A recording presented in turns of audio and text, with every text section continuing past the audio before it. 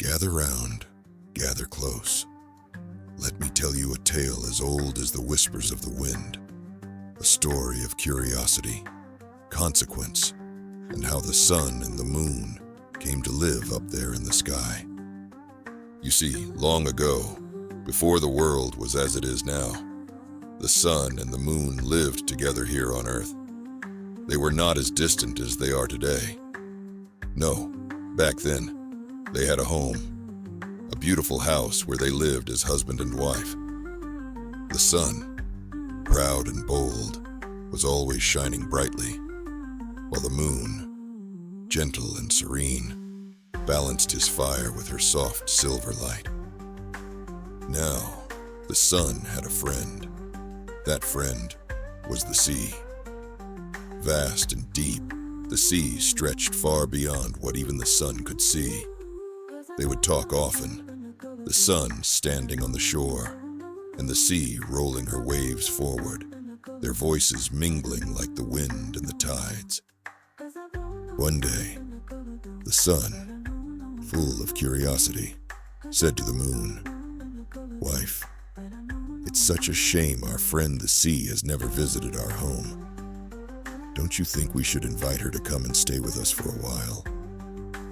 The moon, wise and cautious, replied, "Husband, the sea is vast and our home is small.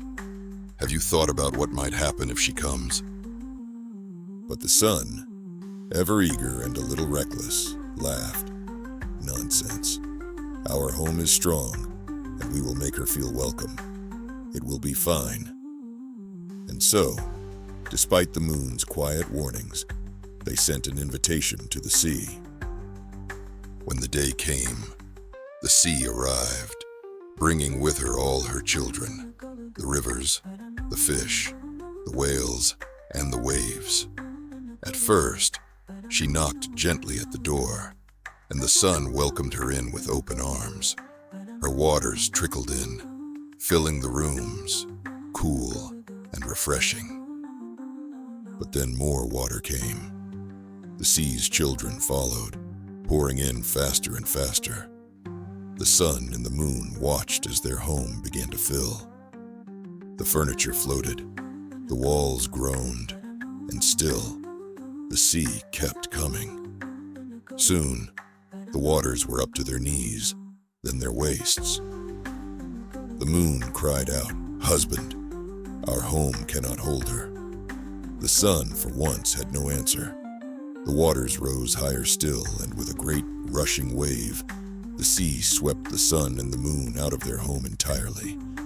They were forced to rise, higher and higher, until at last they found refuge in the sky. And so it is to this day. The sun, still bold and fiery, blazes across the sky, ever restless. The moon, calm and wise, follows behind him, lighting the night with her cool glow. And the sea, vast and powerful, remains here on Earth, her waves reaching toward the sky as if in apology, but never quite touching her old friends. So the next time you look up at the sky, remember the story of the sun and the moon, and perhaps, on quiet nights, you can hear the sea calling to them, her voice carried on the wind. See you next time, and remember, stay curious.